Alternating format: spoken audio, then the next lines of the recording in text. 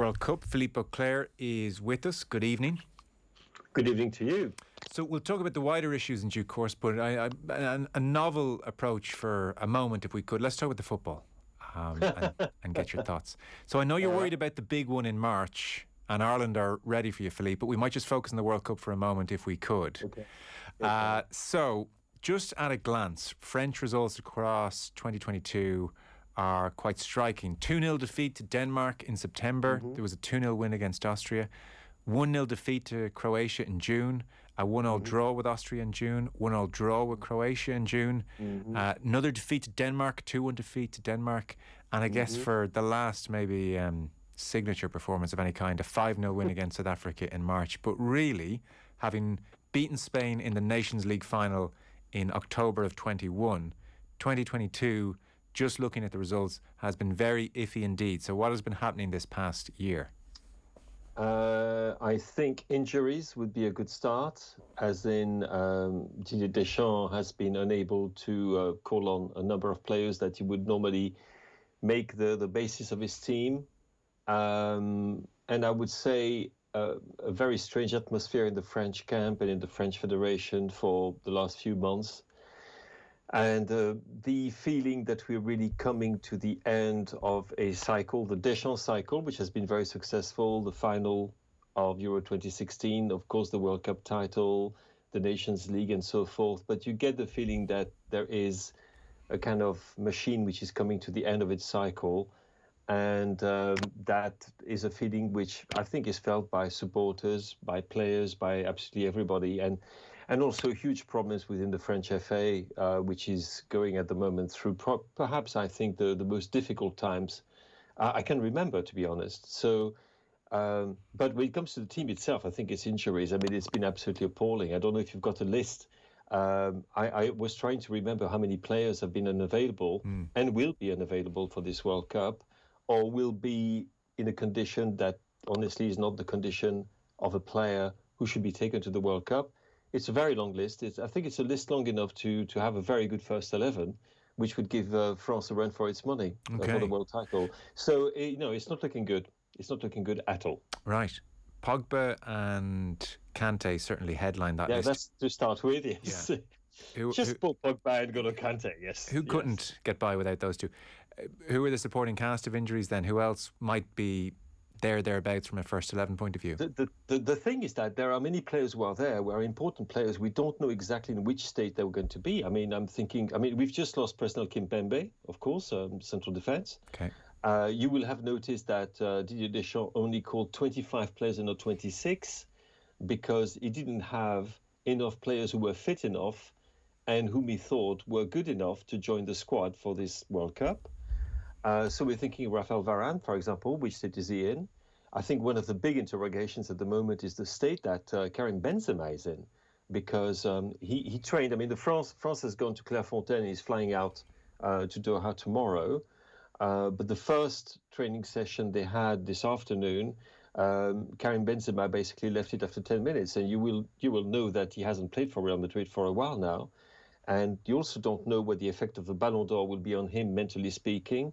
And if you go through the team, you realize there are a number of players who are not. I mean, the Hernandez brothers, are they fit as they should be? I'm not too sure about it.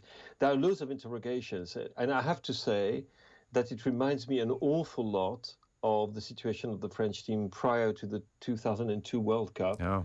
Where France was coming as a favorite, logically speaking, because France was the reigning world champion and the reigning European champion.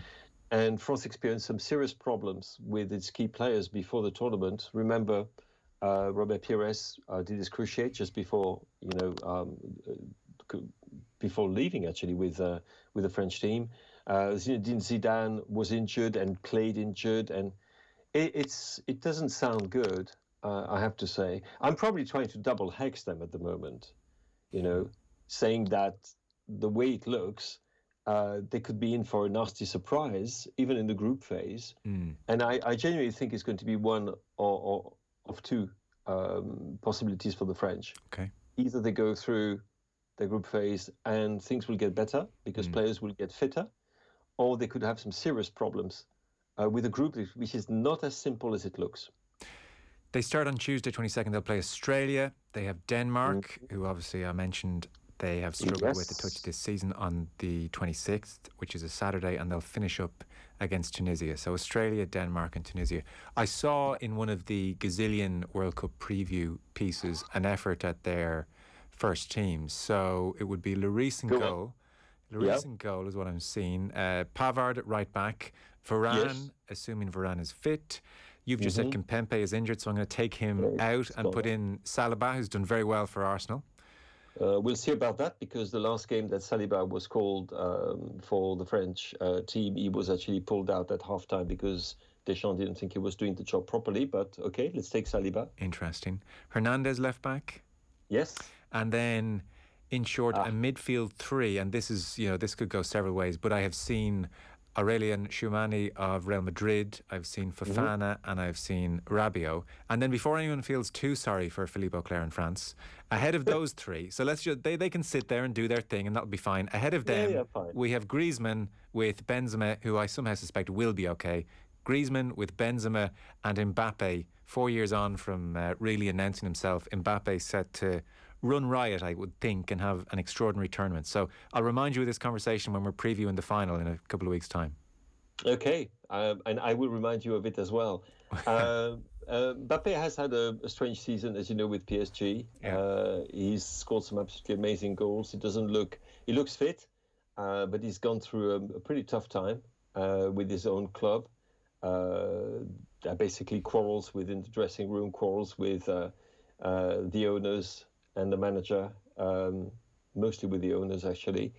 Griezmann, as you will see, I have seen, is in a very strange situation because of some kind of weird contractual clause, so he hasn't played as much as he should have. Benzema, yes, absolutely. The Benzema of last season, what can you say? Best striker on the planet, without a doubt. But he's coming on the back of a number of absences for Real Madrid. Nobody knows the state that he's in. And the problem for me is the midfield. I think there are solutions almost everywhere else. But in midfield, to be honest, I mean, Rabiot, okay? Tchouameni, yes, perhaps, is an incredibly talented player. But he hasn't really been as influential as I think people believed he would be, especially with Camavinga, who is, for me, potentially the best midfielder in that group. Fofana, yes, but Fofana very inexperienced, very young, coming in the French team on the back of very strong performances with AS Monaco, but unproven at this level. It's a team, honestly. It's question mark after question mark after question mark. And you can see that a negative multiplied by a negative is a positive, but in that particular instance, I have to say I have my doubts.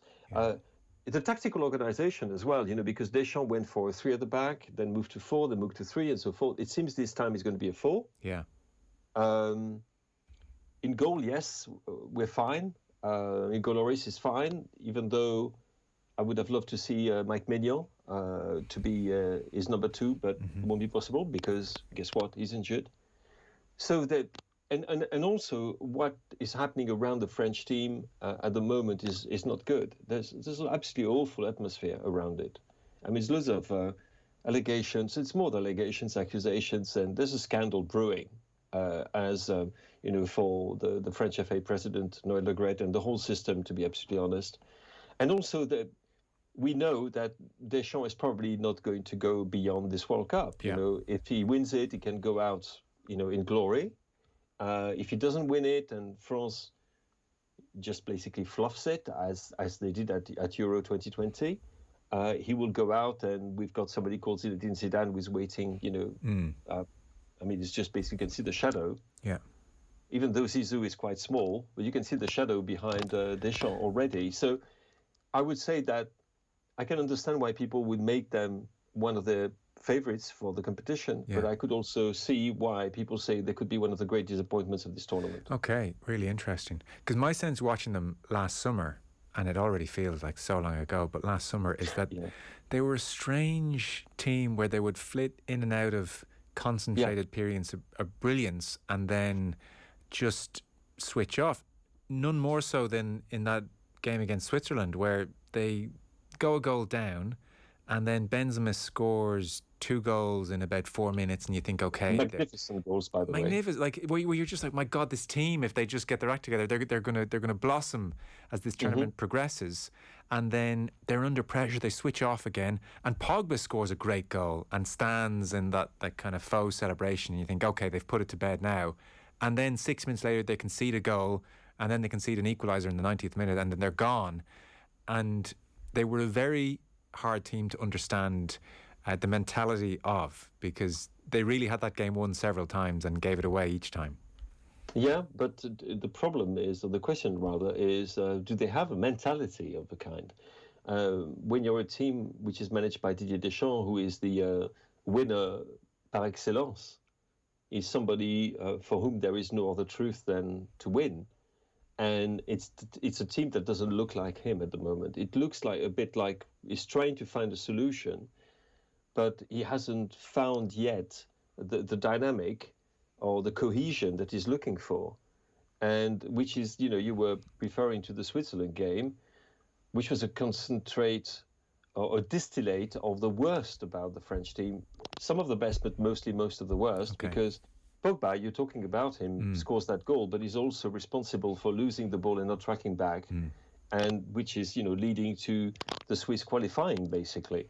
And you're talking about Paul Pogba, whom, by the way, has been totally irreproachable as part of the French team. The reason why France won the 2018 World Cup was in great part due to the fact that Paul Pogba and N'Golo Kante were absolutely magnificent throughout the tournament, and they were the bosses. Yeah. They're not here, and there's nobody to take their place. So I think it will depend a lot on the attitude that other teams will bring to the field to them. Okay. If they think we are playing against the world champions, look at the players they've got. They all play in the greatest clubs in Europe.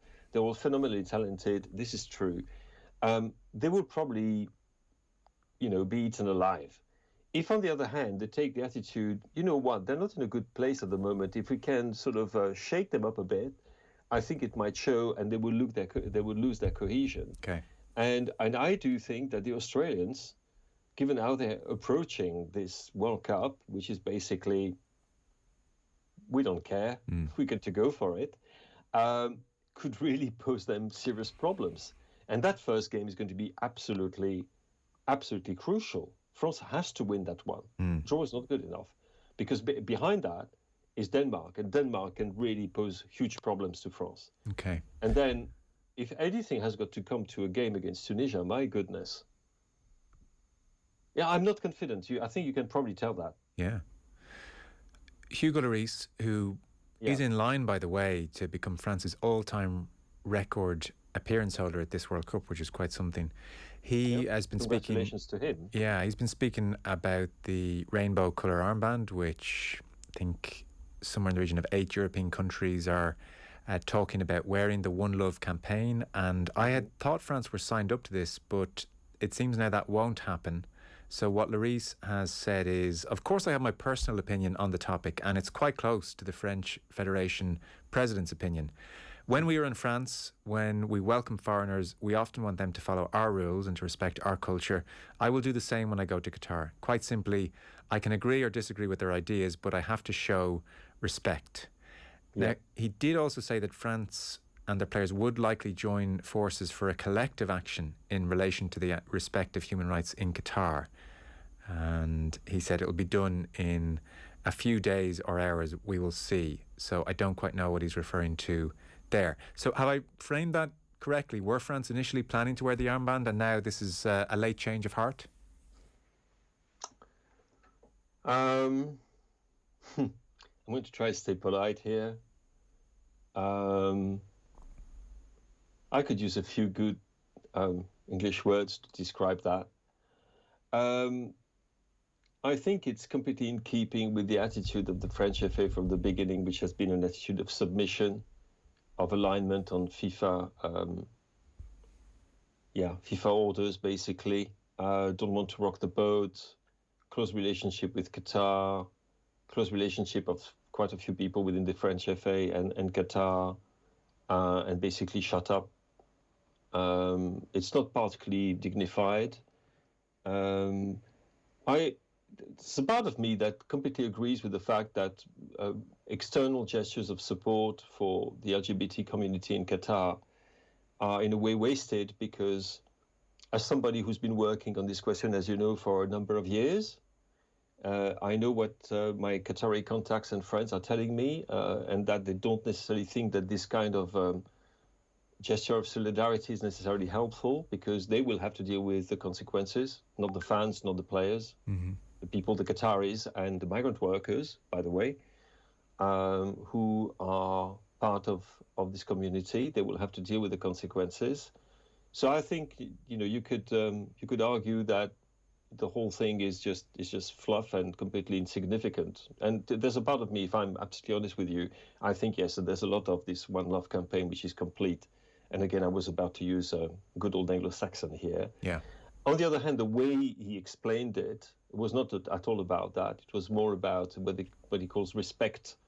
And that kind of respect, I think football should do without. Let's just remind ourselves that Article 3 of the FIFA statutes states very clearly that FIFA should aim to promote human rights wherever it is possible. If the right to live your life and love the people you love is not a right, okay, maybe it's not for FIFA, you know? What can I say? But it's a complete contradiction with FIFA statutes and the rest of it. And I mean, the attitude is, from, you know, if I'm absolutely honest, it completely stinks. It's hypocritical. It's submissive, and it's indefensible. And you will get a lot of flack for that, and rightly so. Yes. Because France, when it comes to Qatar, there's an interesting dichotomy, and we've even been reminded quite lately by Sepp Blatter of the Sarkozy, Platini links to Qatar, and we know about PSG. And yet, on the other hand, France made headlines over the past year when the likes of Paris latterly, but also Marseille, Lille, Bordeaux, Nancy, Reims, they all announced that they wouldn't be having fan parks, which are, you know, just a staple of these tournaments, where fans who can't go to the destination gather and watch the matches in a great atmosphere. So, for instance, the Lille mayor said that Qatar was a nonsense in terms of human rights, the environment and sport, and so therefore we're absolutely not having fan parks to watch the games. So there is a split there when it comes to this issue, clearly, in France. Yeah, there is dichotomy, absolutely. And, you know, it goes well beyond the big cities and the big clubs. Where I come from in Normandy, for example, I mean, our local paper, which still has got, you know, 20,000 subscribers in Normandy, there was an editorial about 2 months ago, and the editor said, we're not going to cover this World Cup, we're not interested. Right. We're not going to do it. And that's in a small part of France, which is rural, which you would not necessarily equate with people who are really active on the human rights, human rights campaign. As far as the public opinion is concerned, I think in France, as in many other countries in Europe, not necessarily elsewhere, there is a complete lack of interest. A lack of emotional engagement rather than interest. And therefore the decision taken by these mayors, and there have been loads of them, some of these mayors have acted out of personal conviction, some have acted out of following pressure from people from their own cities, and some of them have acted because it's the way the wind is blowing at the moment. So again, there's a little bit of hypocrisy in there. But what is certain is that there is a huge conflict between the public perception of the event and the way that the French FA, the French team, and the Qataris, obviously, and FIFA want to present the tournament. But France, I don't think, is different from many other countries. I mean, I don't know if, like me, you've been looking at what fans have been saying, stadium-going fans have been saying over the past few weeks. Okay, it's a bit late, but better late than never. But I've seen loads of banners, and I've seen them in countries where I was not expecting to see them, like countries like Italy and Greece, where you would have thought normally, you know, this kind of thing, you don't talk about them. But suddenly you've got Olympiacos fans and Roma fans who are putting up banners and they're saying, you know, we're not interested in this. So, yes, there is a dichotomy in France. There is an opposition between public opinion, which is very much not in or against, And the French FA and the French team, they've got to go along with it. And the French FA is totally aligned with FIFA. And also, obviously, you know that France played a huge role in the award of the World Cup to Qatar in 2022. There was the famous lunch at the Elysee, Michel Platini, President Sarkozy, the Emir, the future Emir, the Prime Minister and Foreign Minister of Qatar. I mean, actually, I broke that story. Right. So you know that. You know also the economic relationship between the two countries. Yeah. You know, buying fighter jets, buying real estate, the fact that when Qataris invested in France, they were given this extraordinary privilege of not having to pay any tax on the profits they were making from their operations in France. Can you believe it? Wow, I didn't realize that. Yeah, Nicolas Sarkozy gave them that particular privilege, and we could carry on like that. You know, there's been an interest from France to cultivate their friendship, inverted commas, with Qatar, and reciprocally. So because of that, we have a very strange situation where, you know, we have, for example, an investigation into the award of the World Cup to Qatar, which has been done extremely well from 2016 to 2019 by the French National Fraud Squad, the PNF, Parquet National Financier, who came up with absolutely amazing stuff, to be absolutely honest, and it's been passed on to independent judges in 2019. But we're still waiting for this investigation to come to an end. And I think it might come to an end next year because of the people it involves and so forth. And we are living this contradiction. Yeah, okay. And I think at the moment, I'm probably talking for you as well as for myself and many people who are listening to us right now, we're living in this weird cognitive dissonance, this weird contradiction between the love we have for our game, for football, and the excitement we should feel for a World Cup, and then the realization it's a World Cup unlike any others. Whatever you think about the rights and wrongs. Yeah. You think what I think about the rights and wrongs. I don't need to go there. Sure. But we all feel this strange contradiction. And the French team, in many ways, is a perfect illustration of how weird this World Cup is.